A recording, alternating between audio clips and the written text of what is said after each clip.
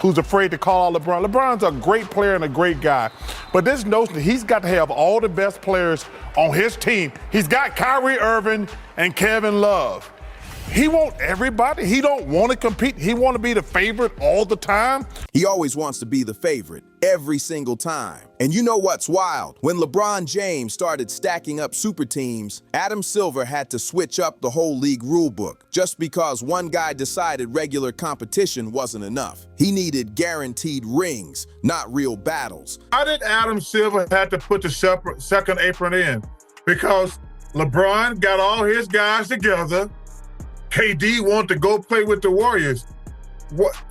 Wait, y'all don't want to win the championship and just compete against each other? And now people want to act like this is normal. Like a 35-year-old Barkley teaming up with an older Hakeem is somehow the same as 3 stars in their prime joining forces in South Beach. Come on, stop playing and let me break this down.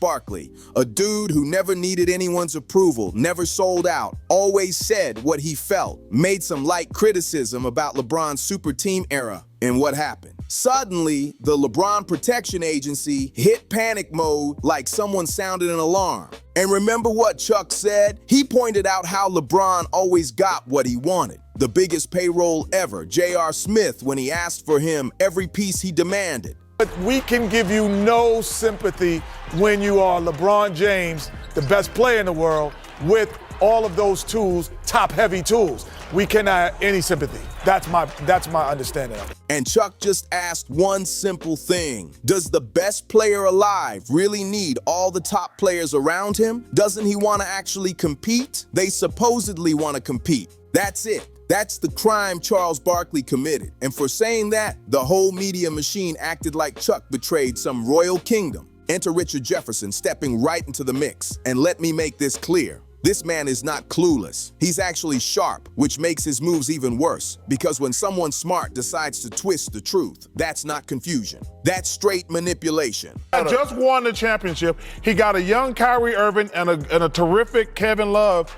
And now, but it takes more than that to win the championship. They just won the championship. What do you mean it takes more? Are we seriously pretending that getting drafted is the same thing as cooking up a behind-the-scenes deal in free agency? Let me run this real simple.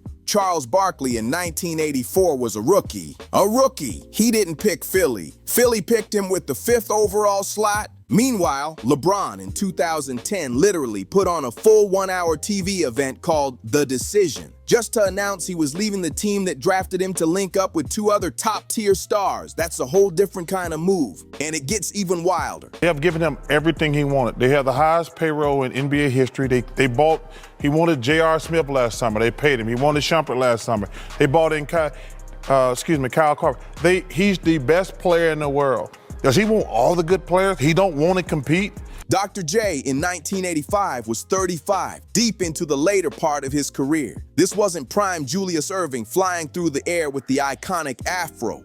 This was the veteran version, still solid, but not the same force. Quickly, I remember Barkley got drafted to a team with Moses Malone, maybe Dr. J, and Maurice Cheek. Moses Malone was 30 and still good, but he wasn't the 1983 MVP monster anymore. And Jefferson wants to act like that compares to Dwayne Wade at 28, fresh off a top 5 MVP finish. Come on now. But Jefferson doesn't stop. He doubles down with his next story. And yes, I'm calling it a lie because I don't know what else to call it. Then he drags out the 1997 Rockets like that's supposed to prove something. Let me give you the real facts here because clearly facts don't matter to LeBron's defense squad anymore. The answer to the question everybody wants to know. LeBron, what's your decision? In this fall, man, this is very tough. In this fall, I'm going to take my talents to South Beach and join the Miami Heat. Why? Like I said before, I feel like it's going to give me the best opportunity to win and to win for multiple years.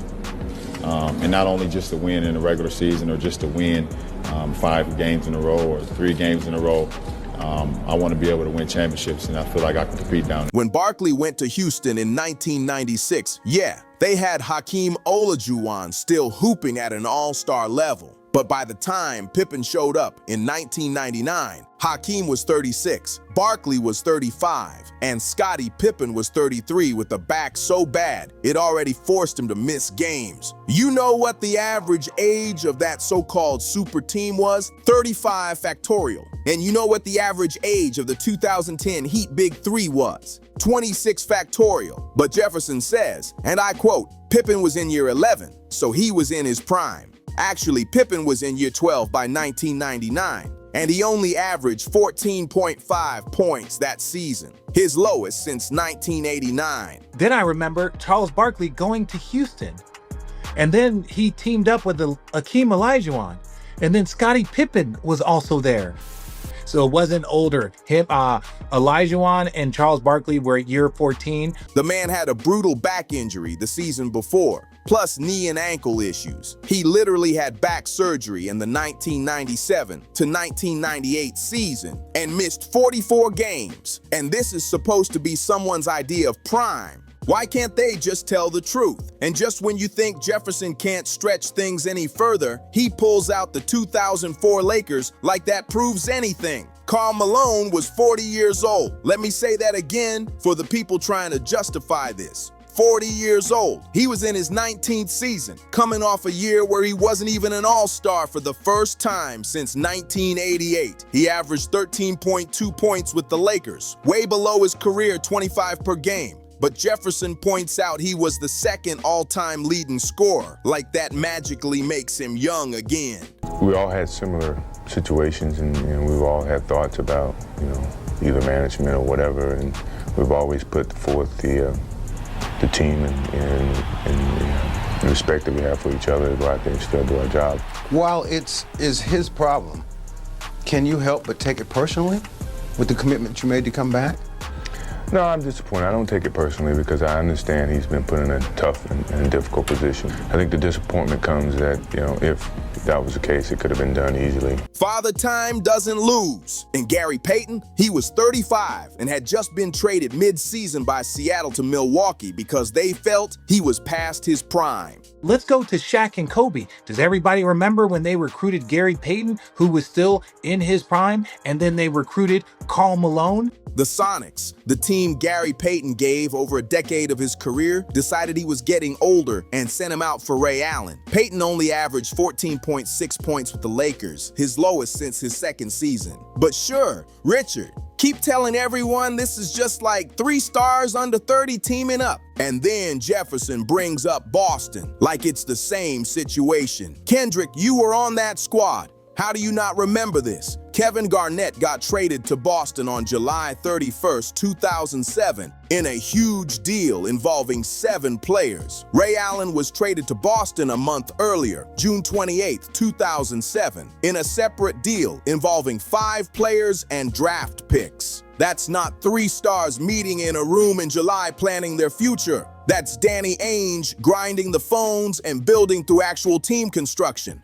The Celtics? Before Bron made his move, KG, Paul, and Ray joined up. There's a huge difference between a GM putting together a roster through legit trades and 3 big-name stars choosing to take less money so they can join up and form their own super team. One is how the league has always worked. The other is the shift that changed everything. And look at the ages. The 2010 Miami Heat Big Three had LeBronJames at 25, coming off an MVP season. Dwayne Wade at 28, fresh off finishing 5th in MVP voting. And Chris Bosh at 26, putting up 24 points and 10.8 boards. Their combined age was 79, and every single one of them made the All-Star team that year. Now compare that to the 1999 Houston Rockets. Hakeem at 36, scoring 18.9, his lowest in 10 years. Barkley at 35, clearly slowing down with 16.1 a night. And Pippen at 33, giving just 14.5 per game. That's not the same universe as 3 young stars in their primes deciding to link up. Their combined age was 104, and none of them even made the All-Star team that year. Is this supposed to be basketball analysis or creative writing? Because the stories these LeBron defenders are creating belong in a library, not in a real sports debate. And here's what really gets me. Every NBA show, every podcast, every panel, there's always that one person, that one LeBron defender whose whole mission is to protect the narrative. No matter what the topic is. Trade deadline? Well, LeBron needs more help. Draft night? This reminds me of when LeBron... Random Tuesday in February? LeBron would never. It's like the whole NBA media guards LeBron like he's holding a secret file on them or something. Because how else do you explain grown adults twisting themselves into knots to defend the impossible? You can't even say he's one of the greatest anymore. Nope, that's not allowed. You must say he's the greatest, or suddenly you're labeled a hater. It's either you're in the LeBron circle or you're outside it. No middle ground. When did talking hoops turn into a loyalty test? And here's the wild part. When Kevin Durant went to the Warriors in 2016, who shouted the loudest about it? LeBron's camp. It's not competitive. It's ruining basketball. Excuse me? The person who helped launch this entire trend is mad someone else followed the same script? That's like the inventor of a powerful invention complaining somebody else used it. You open that door, my friend. You don't get to cry about others walking through it. And let's not forget this. The Warriors at least drafted Steph Curry, Klay Thompson, and Draymond Green. They built their core from the ground up. Then they added KD. The Heat, they had Wade. And then built the whole big three through free agency planning and superstar coordination. Yet somehow KD is the villain and LeBron is the hero. Make it make sense. Look, I don't dislike LeBron James. The man is an incredible basketball player. Top 5 all time, maybe top 3. But this rewrite of history, this constant habit of bending the truth about what really happened, that's what drives people wild. Just be real about it. Say, yeah, LeBron sparked the player empowerment era where stars team up.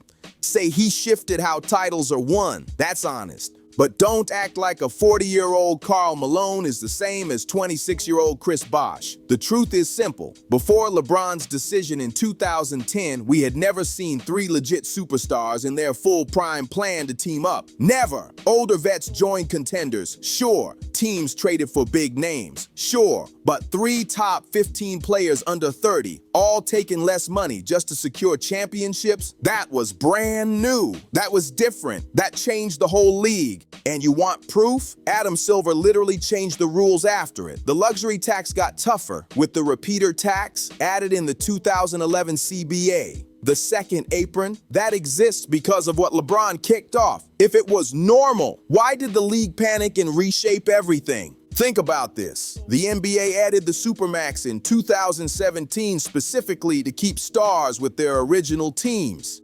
The designated veteran extension. That was a direct answer to the decision.